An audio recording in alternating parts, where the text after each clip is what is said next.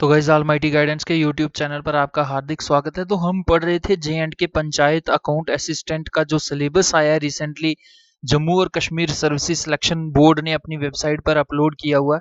तो गाइस उसी के रिगार्डिंग अलग अलग जो लगभग 6 कंपोनेंट्स हैं उनमें क्या क्या टॉपिक्स हैं, सब टॉपिक्स हैं, वो गाइस हम डिटेल में देख रहे हैं। तो उसी में जो फर्स्ट वाला कंपोनेंट है उसमें ये है general knowledge with special reference to J and K. तो गाइज ये एक कंपोनेंट है जिसमें अलग अलग टॉपिक्स हैं और उन्हीं टॉपिक्स में एक फंडामेंटल राइट्स का इंपॉर्टेंट कंसेप्ट है। तो गाइज मैं आपको यहाँ पर बता दूं कि जिस प्रकार से इंसान के जीने के लिए एक बेसिक नीड्स होती हैं, जैसे हवा हो गया, पानी हो गया, जैसे कुछ खाना हो गया, इसी प्रकार से किसी भी कम्पिटिटिव एग्जाम को आपने क्लियर करना है तो उसकी बेसिक नीड है ये फंडामेंटल राइट्स। गाइज इतना इंपॉर्टेंट ये कंसेप्ट है या इतना इंपॉर्टेंट ये टॉपिक है, मैं आपको चैलेंज करता हूं कि अगर किसी एग्जाम में 5% भी पॉलिटी या इंडियन कॉन्स्टिट्यूशन से कोई क्वेश्चन पूछा गया हो और आप मुझे बता दो कि उसमें से फंडामेंटल राइट का क्वेश्चन ना पूछा गया हो, गाइज मोस्ट इंपॉर्टेंट है। तो इस वीडियो में या इस क्लास में हम देखेंगे कि किस प्रकार से कितने फंडामेंटल राइट्स होते हैं, कहां से उनको लिया गया है, कौन से पार्ट में ये अपना प्लेस लेते हैं, और इसके साथ साथ एक पूरा ओवरव्यू देने के साथ मैं आपको कुछ स्टार्टिंग के जो आर्टिकल्स हैं, आर्टिकल 12 और 13, जो आर्टिकल 12 बताता है कि स्टेट क्या होती है, कौन सी अथॉरिटी या कौन सी ऑर्गेनाइजेशन या कौन सी ऐसा इंडिविजुअल है या कारपोरेशन या कंपनी है, अगर वो आपके फंडामेंटल राइट को वायलेट करती है तो आप सीधा डायरेक्ट सुप्रीम कोर्ट में पहुंच सकते हैं आर्टिकल 32 के अंडर, और डायरेक्ट हाई कोर्ट में भी जा सकते हैं आर्टिकल 226। तो ये आर्टिकल 13 भी हम डिटेल में देखेंगे कि किस प्रकार से ये एम्पावर करता है, एक प्रकार से सुप्रीम कोर्ट और हाई कोर्ट्स को ये पावर देता है या ये सिटीजन्स ऑफ इंडिया को ये पावर देता है कि कोई भी लॉ, रूल, रेगुलेशन अगर ऐसा बनता है जो आपके फंडामेंटल राइट को वायलेट करता है तो सीधा कॉन्स्टिट्यूशन ही उसे नल एंड वाइड कह रहा है। इस प्रकार के प्रोविजंस हैं। तो गाइस डिटेल में देखेंगे। तो ये फंडामेंटल राइट्स जो है ये part 3 of the Indian constitution है। गाइस ये आपके पास सुंदर सा प्यारा सा मैप है UT of Jammu and Kashmir का। तो गाइज ये फंडामेंटल राइट्स का जो टॉपिक है ये काफी ज्यादा लंबा है, हो सकता है ये पार्ट 1 आपको देखने को मिल रहा है, पार्ट 2 और पार्ट 3 भी हो सकते हैं। तो गाइज डिटेल में देखेंगे, लेकिन उससे पहले मैं आपको बता दूं कि ये जो सिलेबस है Jammu and Kashmir panchayat account assistant के एग्जाम का, तो उसमें ये आपके लगभग 6 कंपोनेंट्स हैं, जिसमें general knowledge with special reference to J and K एक 30 मार्क्स का एक कंपोनेंट है, और इसी कंपोनेंट के अंडर आपको क्या मिलेगा, ये सारी चीजें देखने को मिलेंगी। और इसमें ये सेकंड सब टॉपिक जो है कॉन्स्टिट्यूशन ऑफ इंडिया, फॉर्मेशन या making of the Indian constitution कैसे हुआ था, किस प्रकार के प्रोविजंस जो हैं वो अलग अलग एक्ट से लिए गए हैं, गाइज ये मैंने कंप्लीट एक वीडियो डाल दी हुई है। तो अगर आपने उसको नहीं देखा हुआ और आप इस एग्जाम की या किसी भी एग्जाम की ऐसी तैयारी कर रहे हैं जिसमें इंडियन पॉलिटी, इंडियन कॉन्स्टिट्यूशन है, तो गाइज आपके लिए वो वीडियो देखना मैंडेटरी हो जाएगी। तो गाइस इस वीडियो में हम क्या देखेंगे कि फंडामेंटल राइट्स का ओवरव्यू, और जैसे कि मैंने आपको बता दिया कि कुछ इंपॉर्टेंट आर्टिकल्स भी स्टार्टिंग के देखेंगे। इसके अलावा गाइस जिन पर वीडियो अभी तक बन चुकी हैं, ये आपका जो फर्स्ट वाला टॉपिक है popular names of personalities with special reference to J and K, इसको मैंने कर दिया हुआ है इंपॉर्टेंट टूरिस्ट डेस्टिनेशंस। गाइस काफी सारी जो चीजें हैं हम इसमें डिस्कस कर चुके हैं, तो आपने अगर वो नहीं देखी हुई है तो गाइस इस वीडियो के खत्म होने के बाद आप उसे जरूर देखें। तो गाइस फंडामेंटल राइट्स क्या है इंडियन कॉन्स्टिट्यूशन के डिटेल में हम देखेंगे। आप किसी भी एग्जाम की तैयारी कर रहे हैं, आपको ये फंडामेंटल राइट्स पूछे जाएंगे, डेफिनेटली पूछे जाएंगे। तो गाइस क्या है फंडामेंटल राइट्स, सबसे पहले ये जो मैंने रेड मार्क किया हुआ है या अंडरलाइन किए हुए हैं गाइस, इसमें से थाउजेंड्स ऑफ टाइम क्वेश्चंस पूछे जा चुके हैं, पूछे जा रहे हैं और पूछे जाएंगे भी। The fundamental rights are enshrined in the part 3 of the Constitution of India। तो गाइस सबसे पहले आपसे ये पूछा जा सकता है कौन से पार्ट में है, तो ये पार्ट 3 में है। देखिए पार्ट 1 में इंडिया या यूनियन ऑफ स्टेट्स है, और पार्ट 2 में सिटीजनशिप का कंसेप्ट है, और पार्ट 3 जो आर्टिकल 12 से लेके आर्टिकल 35 तक है इनमें फंडामेंटल राइट्स है। तो डायरेक्ट क्वेश्चन यहां से होगा, fundamental rights they are enshrined in the part 3 of the constitution of India from the articles 12 to Article 35. In this regard, the framers of the Constitution derived inspiration from the Constitution of USA। तो guys ये जो fundamental rights का concept है ये constitution makers ने constitution of America USA से लिया हुआ है, और वहां पर फंडामेंटल राइट्स का क्या नाम है, इनका नाम है bill of rights. Part third of the constitution is rightly described as the magna carta of India. तो गाइज मैग्ना कार्टा एक प्रकार का ऐसा रिटन डॉक्यूमेंट होता है जिसको आप लीगली चैलेंज कर सकते हैं, जो जस्टिसिएबल होता है, यानी उस रिटन डॉक्यूमेंट में जो चीजें लिखी हैं वो आपका एक प्रकार का राइट है, और यही राइट्स हैं फंडामेंटल राइट्स। इसी कारण इनको क्या कहा जाता है, इसको Magna carta of the constitution of India कहा जाता है। It contains a very long and comprehensive list of justiciable fundamental rights. तो गाइस ये बहुत इंपॉर्टेंट वर्ड है एक जस्टिसिएबल। जस्टिसिएबल वो चीज होती है जो आपके पास राइट है, अगर इन केस वो वायलेट होता है तो आपके पास उसके खिलाफ अपील करने की जगह होती है, यानी आर्टिकल 32। अगर आपका किसी भी प्रकार का फंडामेंटल राइट वायलेट होता है तो कॉन्स्टिट्यूशन ऑफ इंडिया आपको ये पावर देता है, ये आपको राइट देता है कि आप आर्टिकल 32 के तहत डायरेक्ट सुप्रीम कोर्ट में पहुंच सकते हैं। आर्टिकल 226 के तहत आप डायरेक्ट हाई कोर्ट में अपील कर सकते हैं। तो गाइस ऐसे हाई कोर्ट या सुप्रीम कोर्ट में हर एक केस नहीं वहां पर लिस्ट किया जाता, लेकिन अगर फंडामेंटल राइट्स की वायलेशन होती है तो आर्टिकल 32 और आर्टिकल 226 ये पावर देते हैं कि डायरेक्टली सिटीजन ऑफ इंडिया या जिसका भी राइट फंडामेंटल राइट वायलेट हो रहा है वो डायरेक्टली इनको अप्रोच कर सकता है। The fundamental rights are guaranteed by the constitution. तो guys they are guaranteed by the constitution कि आपके पास कौन कौन से राइट्स हैं, कौन कौन से होने चाहिए या किस प्रकार का, ये आपको कॉन्स्टिट्यूशन पावर देता है, आपको किसी के ऊपर डिपेंड रहने की। आप ऐसा नहीं किसी को कह सकते, कोई एमएलए या एमपी है कि आप मुझे जीने दो और मैं आपका ये काम करूंगा, वो आपको जीने देगा ही देगा, क्योंकि उसके पास आपको मारने की कोई अथॉरिटी नहीं है। आपको जीने का हक कॉन्स्टिट्यूशन ऑफ इंडिया देता है, ना कि कोई लीडर देता है। It is they are guaranteed by the constitution to all persons without any discrimination. तो गाइस ये जो फंडामेंटल राइट्स हैं ये किसी भी प्रकार का डिस्क्रिमिनेशन नहीं झेल सकते, यानी ऐसा नहीं है कि आप एक रिलीजन से बिलोंग करते हैं तो आपको एक प्रकार का राइट मिलेगा, आप दूसरे से करते हैं तो वो राइट वेरी करेगा, ऐसा नहीं है। रिलीजन आपका कोई भी है, कास्ट आपकी कोई भी है, कलर आपका कोई भी है, सेक्स आपका कोई भी है, आपको जो एक सिटीजन ऑफ इंडिया को फंडामेंटल राइट्स प्रोवाइडेड हैं वही आपको भी होंगे, वही हर उसको होंगे जिनको कॉन्स्टिट्यूशन ऑफ इंडिया अलो करता है। They uphold the equality of all individuals, the dignity of the individual, the larger public interest and unity of the nation। तो गाइस इस प्रकार की जब इक्वलिटी दी जाती है कॉन्स्टिट्यूशन ऑफ इंडिया के द्वारा तो इसमें क्या होता है कि जितने भी इंडिविजुअल्स हैं, जितने भी सिटीजन्स ऑफ इंडिया हैं, चाहे कोई गरीब है, चाहे अमीर है, चाहे कोई पढ़ा लिखा है, चाहे अनपढ़ है, तो सबको एक प्रकार से ट्रीट करने का एक प्रकार की इक्वलिटी कौन देता है, कॉन्स्टिट्यूशन ऑफ इंडिया देता है through the fundamental rights, through the part third of the constitution of India. इससे क्या होगा कि dignity of the individual maintain रहेगी, कोई गरीब भी उसी ढंग से जी सकता है जिस प्रकार से अमीर जीता है। द लार्जर पब्लिक इंटरेस्ट, इससे क्या होगा कि जो लार्जर पब्लिक इंटरेस्ट है उसकी प्रोटेक्शन होगी, और जब पूरे देश के सिटीजन्स को एक जैसे राइट्स प्रोवाइडेड होंगे तो इससे क्या होगा कि पूरे देश में एक प्रकार की एकता भी आपको देखने को मिलेगी। इस यूनिटी के कंसेप्ट को भी फंडामेंटल राइट्स जो हैं वो प्रमोट करते हैं।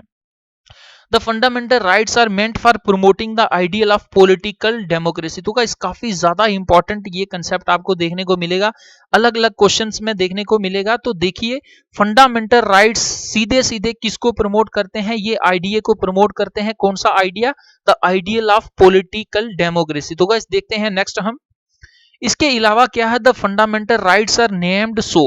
अब सबसे पहला क्वेश्चन यही उठता है कि इन राइट्स को, इन हकों को फंडामेंटल राइट्स का नाम क्यों दिया गया। तो ये इसलिए दिया गया क्योंकि they are guaranteed and protected of the by the constitution which is the fundamental law of the land. तो गाइस किसी भी धरती पर, किसी भी कंट्री की लैंड पर, वहां पर किस ढंग से रहना है, वहां एक कानून होता है और वह फंडामेंटल लॉ होता है उस लैंड का।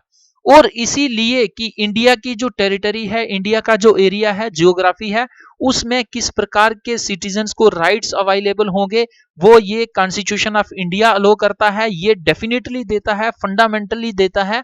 तो इसी कारण इनको फंडामेंटल राइट्स का नाम दिया गया है एक तरफ।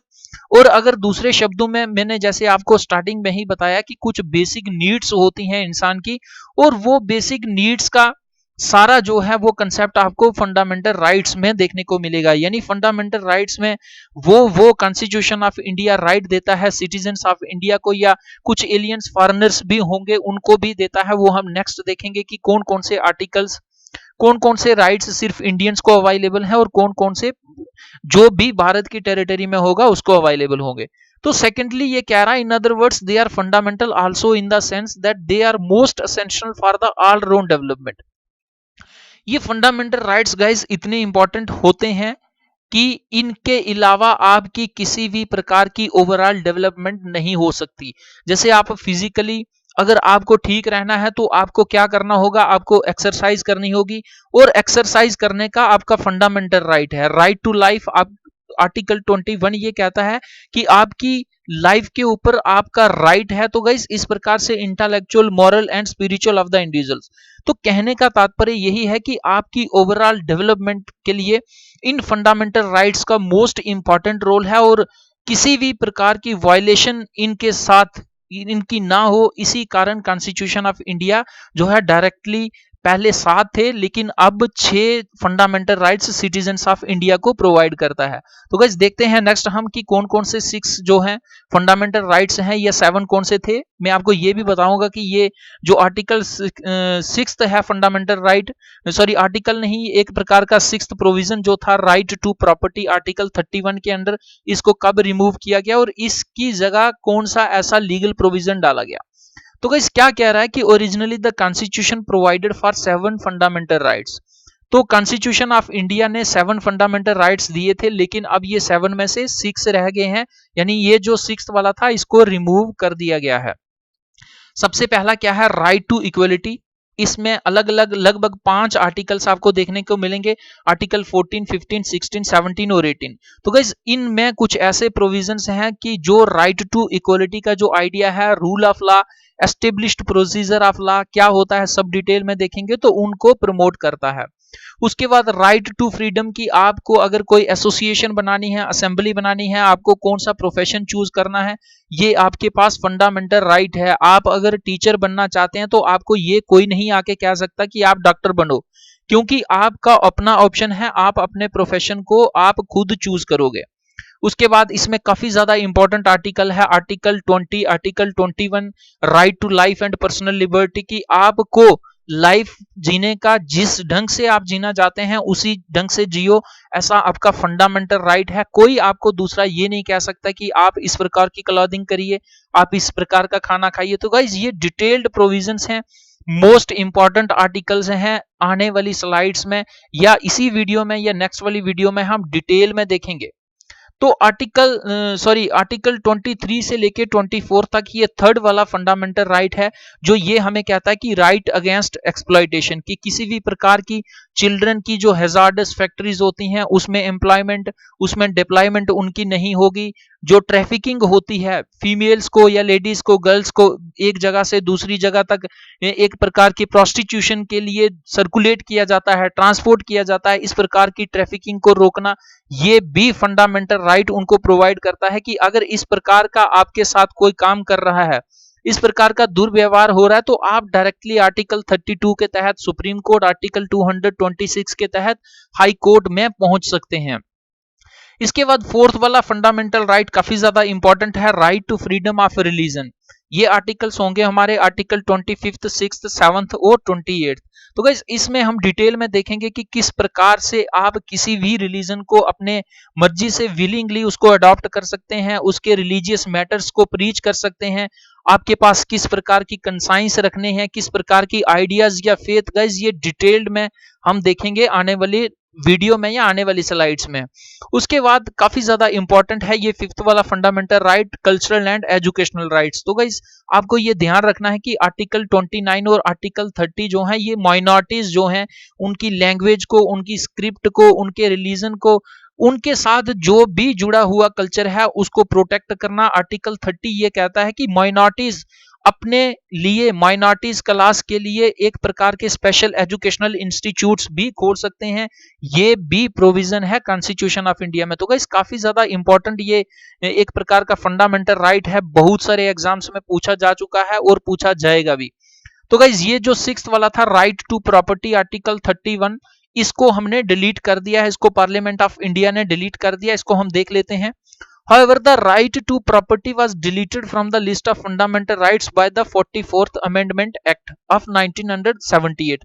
तो गाइस मोरारजी देसाई की गवर्नमेंट थी, तो इसमें क्या होता है कि 44th अमेंडमेंट होता है 1978 में, तो इसमें इस आर्टिकल को रिमूव कर दिया जाता है और इसकी जगह इंसर्शन होती है आर्टिकल 300A की, part 12 of the constitution of India. तो राइट टू प्रॉपर्टी अभी भी राइट है सिटीजन्स ऑफ इंडिया का, लेकिन अब ये फंडामेंटल नहीं है, अब ये लीगल राइट है। लीगल और फंडामेंटल में क्या डिफरेंस होता है मैं आपको डिटेल में आने वाली स्लाइड्स में बताऊंगा। तो इसका मतलब ये है कि अब ये सिक्स्थ वाला रिमूव हो गया है, इसकी जगह लीगल राइट आ गया है और फंडामेंटल राइट्स जो 7 थे, 7 की जगह अब 6 रह गए। तो गाइस काफी ज्यादा इंपॉर्टेंट जो है, मैं आपको बार बार कह रहा हूं कि अगर फंडामेंटल राइट की वायलेशन होती है तो आप डायरेक्ट सुप्रीम कोर्ट में पहुंच सकते हैं। तो कौन सा आर्टिकल आपको एम्पावर करता है कि आप फंडामेंटल राइट की वायलेशन में डायरेक्ट सुप्रीम कोर्ट को अप्रोच कर सकते हैं? तो ये आर्टिकल है आर्टिकल 32। इसमें 5 प्रकार की रिट्स हैं, हैबियस कॉर्पस है, मेंडामस है, सर्शियोरेरी है, को वारंटो है, प्रोहिबिशन है। तो ये अलग अलग प्रकार की रिट्स जो हैं वो सुप्रीम कोर्ट में आप फाइल कर सकते हैं। तो ये क्या है, राइट टू कॉन्स्टिट्यूशनल रिमेडीज, एक प्रकार की जितने भी फंडामेंटल राइट्स हैं उनको प्रोटेक्ट करता है ये आर्टिकल ऑफ द कॉन्स्टिट्यूशन जो है, ये है आर्टिकल 32।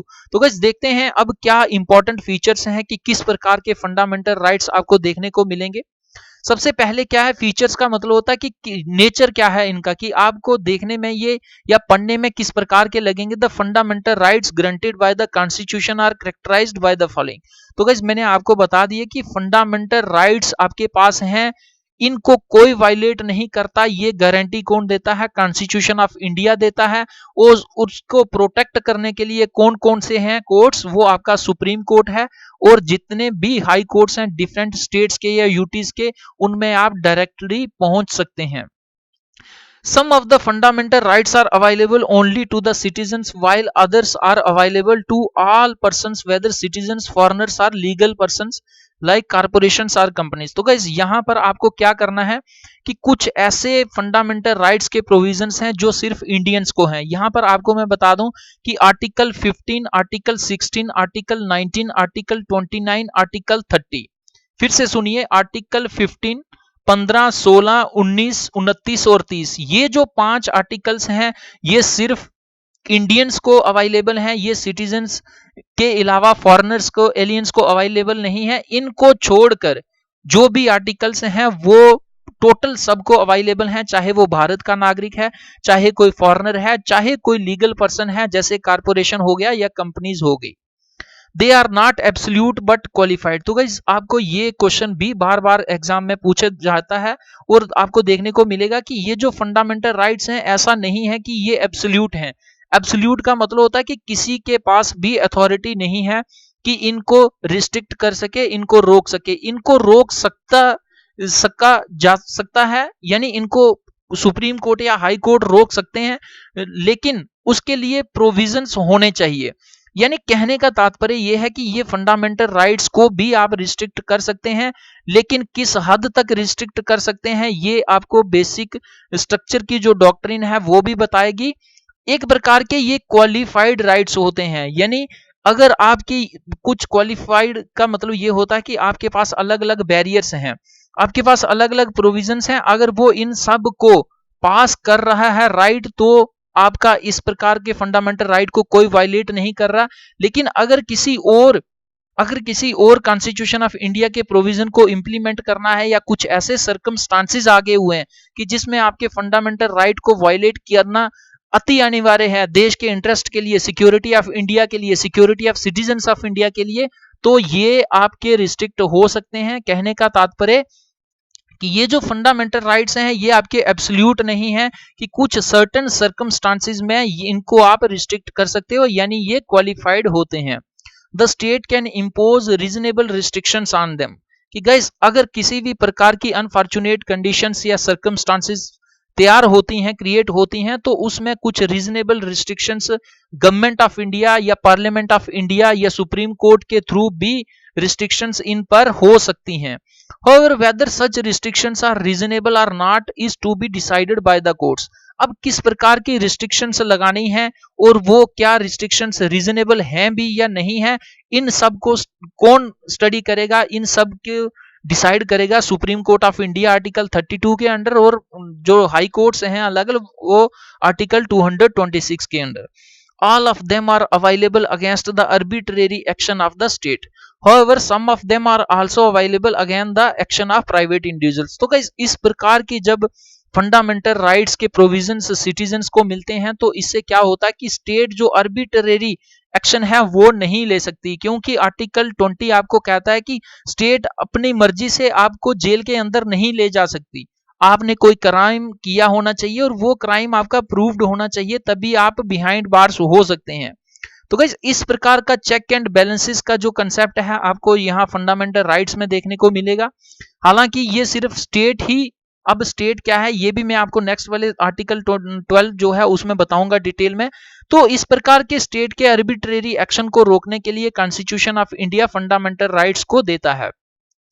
ये सिर्फ स्टेट के खिलाफ ही आपको फंडामेंटल राइट्स जो हैं अवेलेबल नहीं है, बल्कि कुछ और भी प्राइवेट एंटिटीज हैं उनके खिलाफ अगर वो आपके फंडामेंटल राइट की वायलेशन करते हैं तो भी आप कोर्ट को अप्रोच कर सकते हैं। तो गाइस इसके बाद नेक्स्ट काफी ज्यादा है, इंपॉर्टेंट है कि some of the fundamental rights are negative in character, that is place limitations on the authority of the state, while others are positive in nature, conferring certain privileges on the persons. तो guys कुछ fundamental rights आपको negative in nature देखने को मिलेंगे और कुछ positive in nature, जैसे article 14 है या आर्टिकल 17 18 है। जो फंडामेंटल राइट्स एक प्रकार के आर्टिकल 18 जैसे है अबॉलिशन ऑफ टाइटल्स, कि आपको अगर कोई भी टाइटल मिलता है तो एक्सेप्ट मिलिट्री या एजुकेशनल एकेडमिक, उनको छोड़ के आप किसी भी टाइटल को अपने नाम के साथ यूज नहीं कर सकते हो। एक प्रकार की ये रिस्ट्रिक्शन है ये सिटीजन्स ऑफ इंडिया के ऊपर। और काफी सारे जैसे आर्टिकल 21 कहता है right to life and personal liberty, कि राइट टू लाइफ को वायलेट जो है वो सरकार, पार्लियामेंट ऑफ इंडिया या स्टेट कभी भी नहीं कर सकती।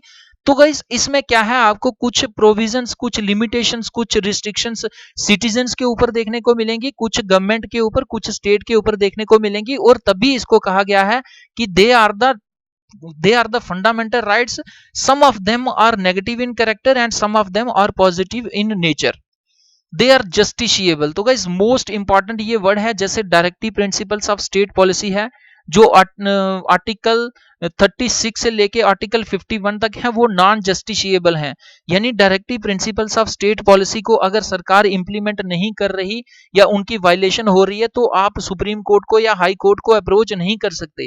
लेकिन अगर फंडामेंटल राइट की किसी भी प्रकार की वायलेशन हो रही है तो डायरेक्ट जो है अप्रोच किया जा सकता है।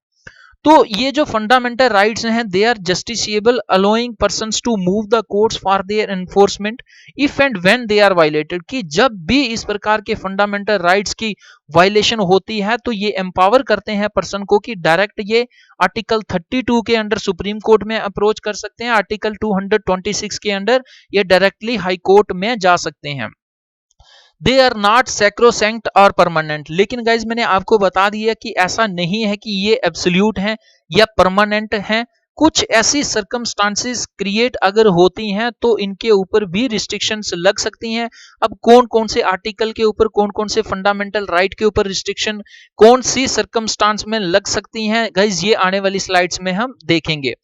The Parliament can curtail or repeal them, but only by a Constitutional Amendment Act and not by an ordinary act. Moreover, this can be done without affecting the basic structure of the Constitution. तो guys Keshav Nanda Bharti case आता है 1973 में। हालांकि ये parliament of India और supreme court के बीच में रसाकसी 1960 से ही चल पड़ती है कि पार्लियामेंट किन किन प्रोविजंस को जो है कॉन्स्टिट्यूशन ऑफ इंडिया को अमेंड कर सकती है। तो एटलीस्ट लास्ट में जाके ये basic structure of the constitution of India का कंसेप्ट सुप्रीम कोर्ट देता है कि पार्लियामेंट हर एक प्रोविजन को अमेंड कर सकती है, लेकिन जो उसका बेसिक स्ट्रक्चर है उसको अमेंड नहीं कर सकती है। और बेसिक स्ट्रक्चर में क्या क्या चीजें हैं ये हम केस टू केस बताएंगे। ये सुप्रीम कोर्ट ने 1973 में कहा। तो गाइस क्या है कि ये जो फंडामेंटल राइट्स हैं इनको अमेंड तो कर सकती है पार्लियामेंट ऑफ इंडिया, लेकिन जो फंडामेंटल राइट्स बेसिक स्ट्रक्चर का पार्ट हैं उनको अमेंड नहीं कर सकती। They are defended and guaranteed by the constitution, hence the aggrieved person can directly go to the Supreme Court, not necessarily by way of appeal against the judgment of the high courts। तो guys इस प्रकार के fundamental rights की violation ना हो इनको defend और guarantee कौन देता है? सुप्रीम कोर्ट देता है। यही कारण है कि अगर कोई एग्रीव्ड पर्सन है, ऐसा व्यक्ति है जिसके फंडामेंटल राइट की वायलेशन होती है, तो वो डायरेक्ट सुप्रीम कोर्ट में अप्रोच कर सकता है, जैसा कि अदर केसेस में नहीं है। तो इसमें वे ऑफ अपील की कोई जरूरत नहीं है। अगर आपके फंडामेंटल राइट की वायलेशन होती है तो आर्टिकल 32 को यूज करके आप डायरेक्ट सुप्रीम कोर्ट में पहुंच सकते हैं। आर्टिकल 226 को यूज करके आप डायरेक्ट किसी भी हाई कोर्ट में जा सकते हैं। तो गाइस देखते हैं next. They can be suspended during the operation of a national emergency except the rights granted by articles 20 and 21। तो गाइस कुछ प्रोविजंस हैं आर्टिकल 20 और 21 में, ये आपके कभी भी सस्पेंड नहीं हो सकते, कैसी भी सरकमस्टांस क्यों ना हो। लेकिन जो बाकी वाले, इन दोनों को छोड़कर बाकी जितने भी आर्टिकल्स हैं उनके ऊपर रीजनेबल रिस्ट्रिक्शंस लग सकती हैं। कब लग सकती हैं? जब आर्टिकल 352 इंप्लीमेंट या एनफोर्स किया जाता है पार्लियामेंट ऑफ इंडिया के द्वारा। उसे क्या कहा जाता है? प्रोक्लेमेशन ऑफ इमरजेंसी, जिसे हम पॉपुलरली क्या कहते हैं? National emergency. लेकिन ये नेशनल इमरजेंसी जब लगती है तो आपके काफी सारे reasonable restrictions parliament of India एक नोटिफिकेशन के थ्रू नोटिफाई करती है। लेकिन ये जो आर्टिकल्स आपके 20 और 21 हैं ये आपके कभी भी रिस्ट्रिक्टेड नहीं हो सकते, ये इनकी सस्पेंशन कभी भी नहीं हो सकती। इसके अलावा the 6 rights guaranteed bye article 19। तो आर्टिकल 19 में आपको 6 राइट्स देखने को मिलेंगे। उनमें उनको सस्पेंड तब किया जा सकता है जब ये आपकी प्रोक्लेमेशन ऑफ इमरजेंसी जो है इसका ग्राउंड वार और एक्सटर्नल एग्रेशन हो, यानी आउटसाइड से अगर कोई अटैक होने की संभावना है तो आपका ये आर्टिकल 19 वायलेट हो सकता है। इन केस अगर इंटरनल इमरजेंसी या फिर जिसे हम आर्म्ड रिबेलियन कहते हैं, इस प्रकार की अगर कोई इमरजेंसी डिक्लेयर की जाती है तो ये आपका आर्टिकल 19 वायलेट नहीं हो सकता। तो गाइस काफी ज्यादा इंपॉर्टेंट है। ये 20 और 21 कभी भी नहीं हो सकते और आर्टिकल 19 के 6 प्रोविजंस तब नहीं होंगे जब एक्सटर्नल एग्रेशन या कोई वार की स्थिति बनी हुई है, तभी नहीं हो सकते। अगर कोई इंटरनल इंडिया के अंदर की बात है, उसमें कोई इंटरनल इमरजेंसी लगी हुई है, तो ये आर्टिकल 19 भी आपका वायलेट नहीं हो सकता। Their application to the members of armed forces, para forces, police forces, intelligence agencies and analogous services can be restricted or abrogated by the parliament। तो गाइस ये डायरेक्टली आर्टिकल हमें 33 क्या कह रहा है कि आर्म्ड फोर्सेस को, जो पैरामिलिट्री की फोर्सेस हैं, पुलिस सर्विसेज की हैं, या जो भी बेल्ट फोर्सेस हैं, इंटेलिजेंसी की सर्विसेज हैं, या ये जो एजेंसीज हैं, इनमें जो काम कर रहे हैं लोग, इनके जो पर्सनल्स हैं, उनके राइट्स को कितनी रिस्ट्रिक्शन देनी है, यानी कितने कौन कौन से फंडामेंटल राइट्स उनको देने हैं। क्या एक आम नागरिक जैसे कहीं भी जा सकता है, कहीं भी घूम सकता है? क्या वो फंडामेंटल राइट्स आर्म्ड फोर्सेस के पर्सनल्स को देने हैं? इस प्रकार के प्रोविजंस बनाने के लिए ये कॉन्स्टिट्यूशन ऑफ इंडिया खुद नहीं बोलता है, बल्कि ये एम्पावर करता है पार्लियामेंट ऑफ इंडिया को कि वह किसी भी प्रकार का प्रोविजंस इनको situation to situation, time to time देख के प्रोविजंस बना सकता है। तो गाइस काफी ज्यादा इंपॉर्टेंट आर्टिकल है 33। आर्टिकल 33 इन शॉर्ट ये कह रहा है कि आर्म्ड फोर्सेस या बेल्ट फोर्सेस, ये जितनी भी एसेंशियल सर्विसेज से जुड़ी हुई सर्विसेज हैं, उनमें जो लोग काम कर रहे हैं उनको किस प्रकार के फंडामेंटल राइट्स प्रोवाइड करने हैं, ये पार्लियामेंट ऑफ इंडिया डिसाइड करेगी। तो गाइस इसके बाद नेक्स्ट काफी और भी एक इंपॉर्टेंट है कि their application can be restricted while martial law is in force in any area. तो मैंने आपको बताया कि ये एब्सोल्यूट नहीं है, सैक्रोसैंक्ट नहीं है, परमानेंट नहीं है, ये क्वालिफाइड है, ये उस एरिया पर रिस्ट्रिक्शन या रिस्ट्रिक्टेड हो सकते हैं जिस एरिया पे कुछ टाइम के लिए ऑर्डर लॉ सिचुएशन को मेंटेन करने के लिए, ऑर्डर एंड लॉ को रिस्टोर करने के लिए मिलिट्री लॉ चल रहा होता है। Martial law means military rule imposed under abnormal circumstances to restore order.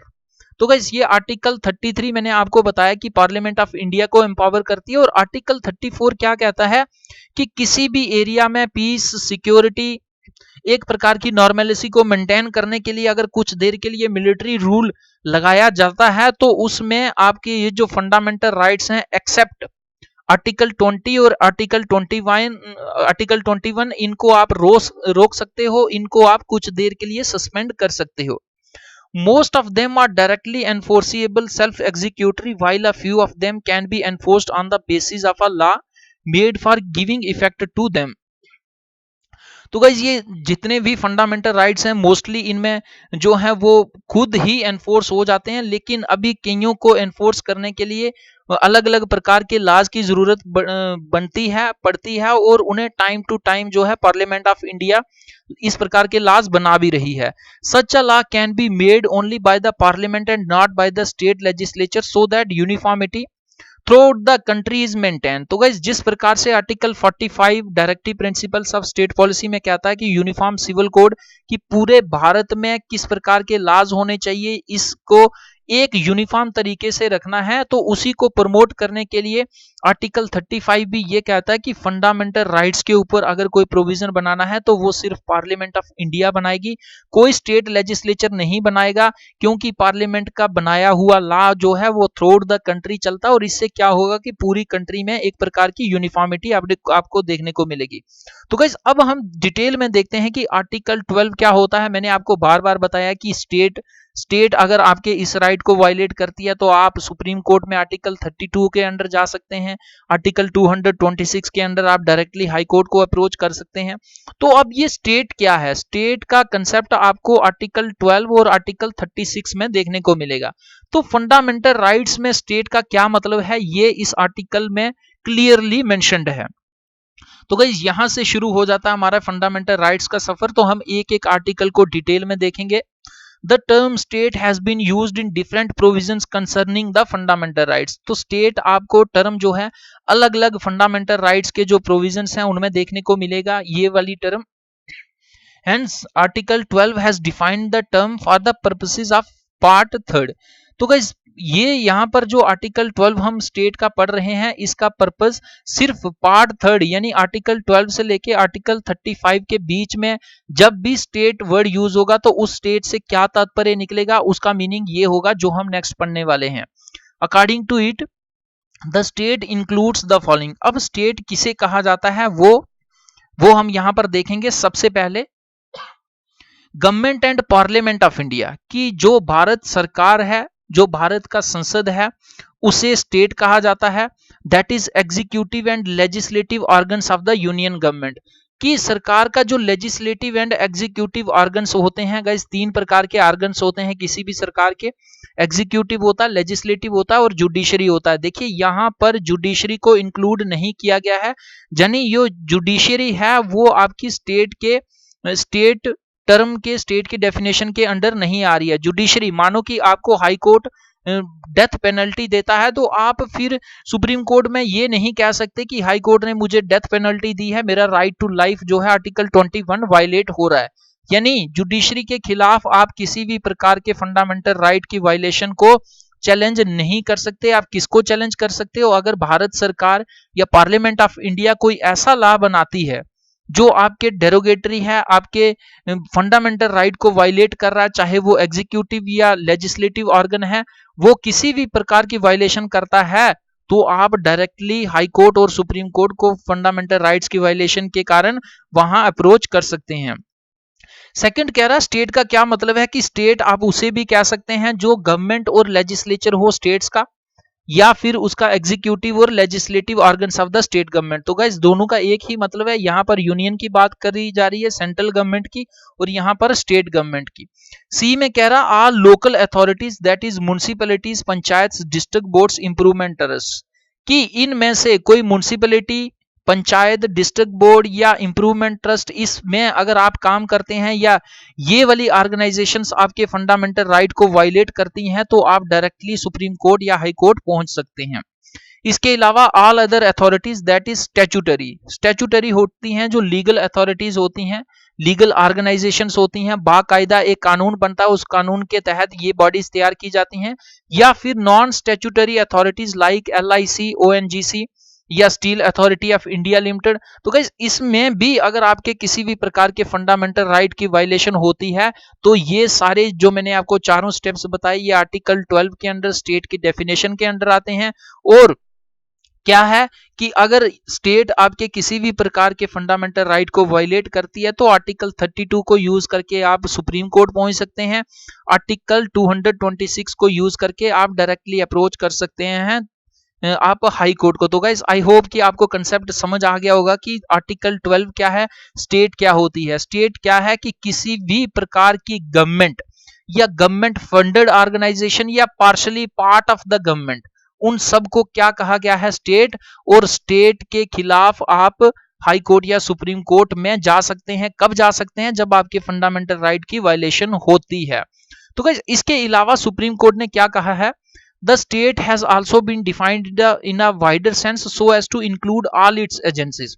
It is the actions of these agencies that can be challenged in the courts as violating the fundamental rights. तो guys ये बहुत ही एक broader concept state का दिया गया है कि कोई भी ऐसी ऑर्गेनाइजेशन जो पार्शली या किसी भी प्रकार की फंडिंग गवर्नमेंट से लेती है या गवर्नमेंट के एक इंपॉर्टेंट रोल को प्ले कर रही है, अगर वो किसी भी इंडिविजुअल का किसी भी प्रकार के फंडामेंटल राइट की वायलेशन करता है, तो इंडिविजुअल डायरेक्ट कोर्ट्स को अप्रोच कर सकता है।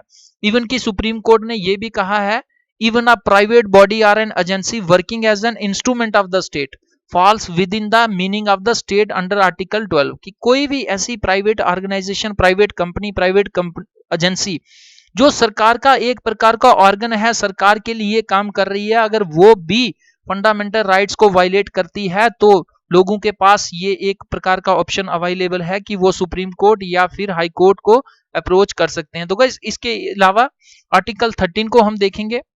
आर्टिकल 13 क्या कहता है कि कोई भी ऐसा लॉ, चाहे वो सरकार बनाती है, बाय लॉ बनाती है, मैं आपको लॉ की डेफिनेशन भी नेक्स्ट बताऊंगा, कि ऐसा लॉ जो आपके फंडामेंटल राइट्स को वायलेट करता है, कॉन्स्टिट्यूशन ऑफ इंडिया उसे नल एंड वाइड करार यहीं पर दे देता है, आपको किसी हाई कोर्ट या सुप्रीम कोर्ट में जाने की भी जरूरत नहीं है। Article 13 declares that all laws that are inconsistent, कि जो इनके लिए उपयुक्त नहीं है या फंडामेंटल राइट्स की डायरेक्ट वायलेशन कर रहे हैं या वो डेरोगेटरी हैं फंडामेंटल राइट्स के लिए, तो वो क्या होंगे, दे शल बी वाइड, उनकी कोई वैल्यू नहीं होगी।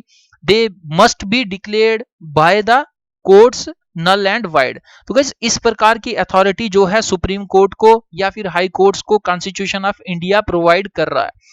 इन other words it expressively provides for the doctrine of judicial review. तो गाइस किस प्रकार के फंडामेंटल राइट्स को देखना है, या सुप्रीम कोर्ट या हाई कोर्ट में आपको बार बार कह रहा हूं कि आदमी अप्रोच कर सकता है, तो सुप्रीम कोर्ट और हाई कोर्ट किस आर्टिकल को यूज करके देखते हैं कि इसका फंडामेंटल राइट वायलेट हो रहा है या नहीं हो रहा, ये आपका आर्टिकल 13 ही है।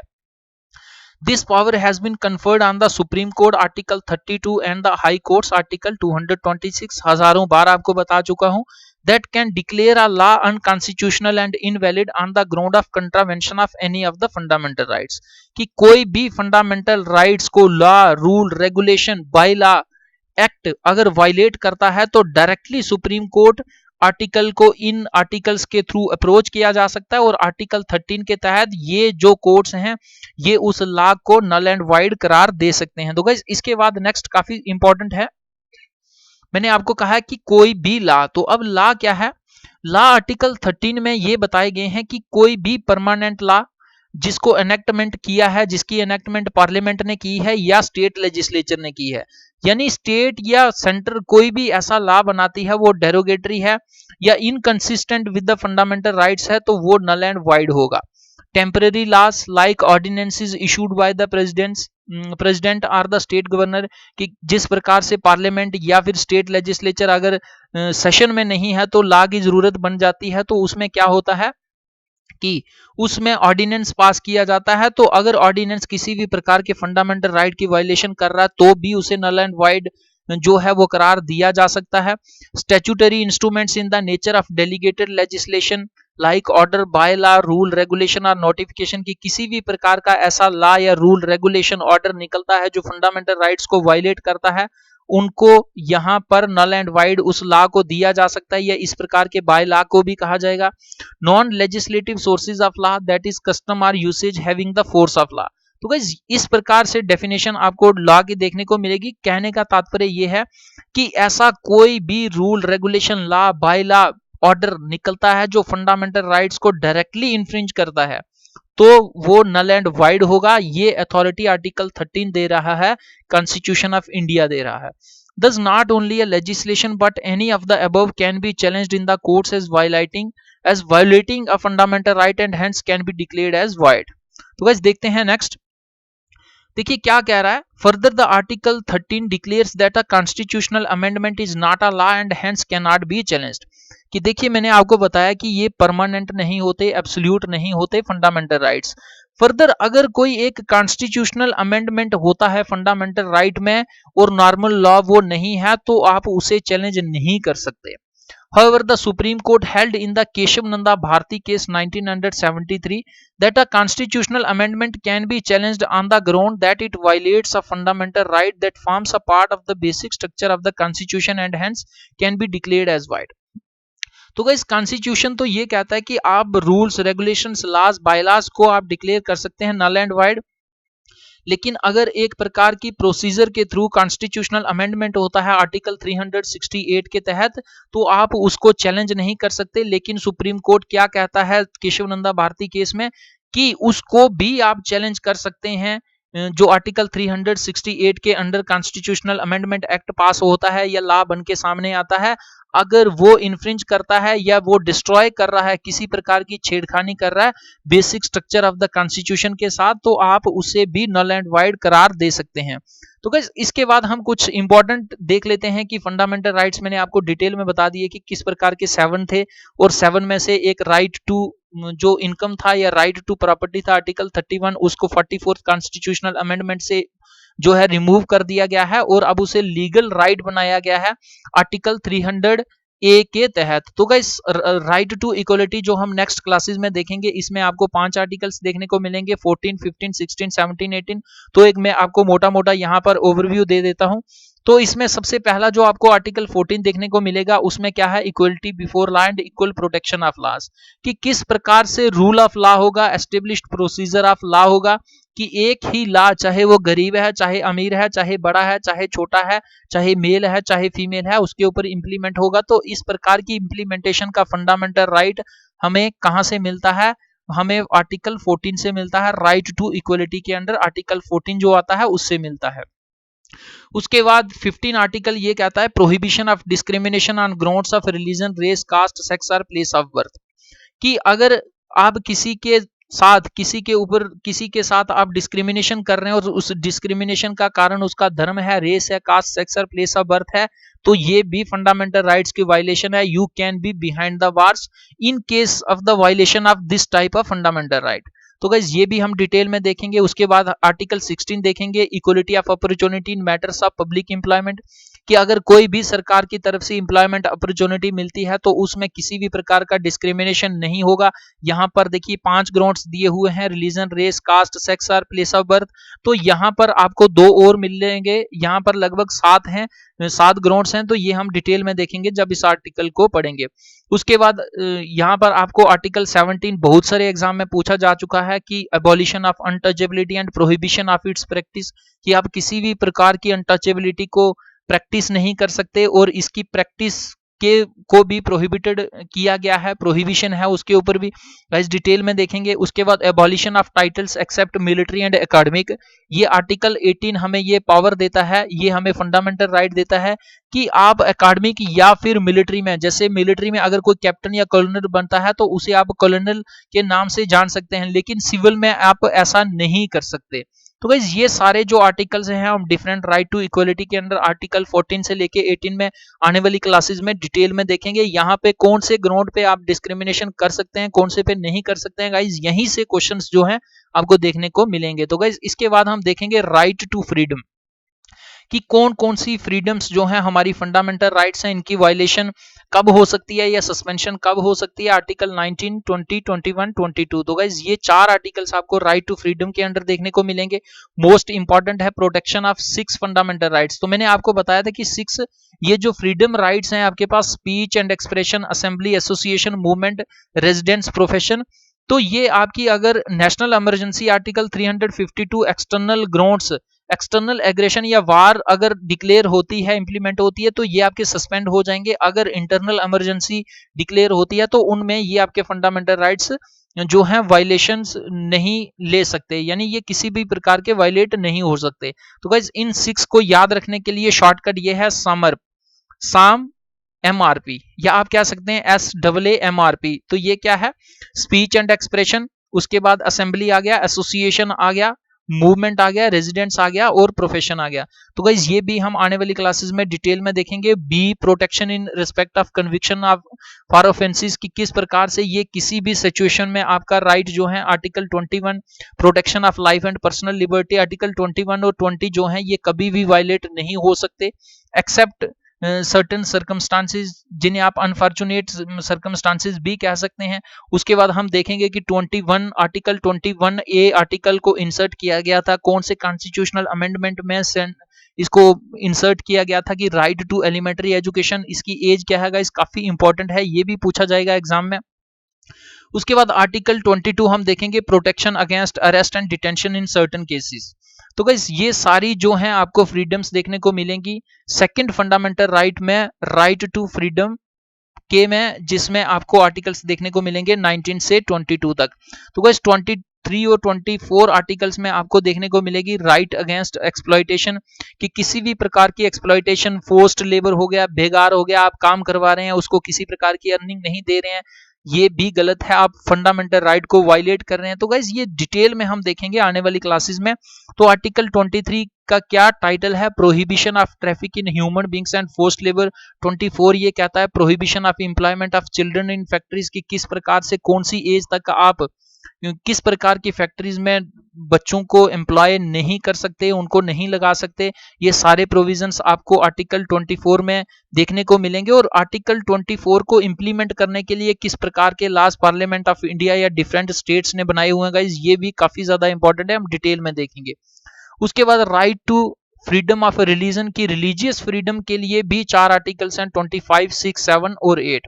और 25 क्या कह रहा है, कि freedom of conscience and free profession, practice and propagation of religion, की आप किसी भी रिलीजन को अपना सकते हैं, उसको प्रमोट कर सकते हैं, उसको प्रैक्टिस कर सकते हैं। ये सारी फ्रीडम्स आपको आर्टिकल 25 के अंडर देखने को मिलेंगी। डिटेल में एक एक आर्टिकल को देखेंगे। उसके बाद freedom to manage religious affairs, की आपको अपने रिलीजन को कैसे मेंटेन करना है, उसके कार्यक्रम को कैसे संयोजन करना है, ये सारा आपको फंडामेंटल राइट प्रोवाइड कर रहा है आर्टिकल 26। उसके बाद आर्टिकल 27 क्या कहता है, कि freedom from payment of taxes for promotion of any religion, की अगर आप रिलीजन को प्रमोट कर रहे हैं तो आपको किसी प्रकार का टैक्सेशन सिस्टम में जाने की जरूरत नहीं है, ये भी फंडामेंटल राइट है आर्टिकल 27 के तहत। डिटेल में देखेंगे इसको भी।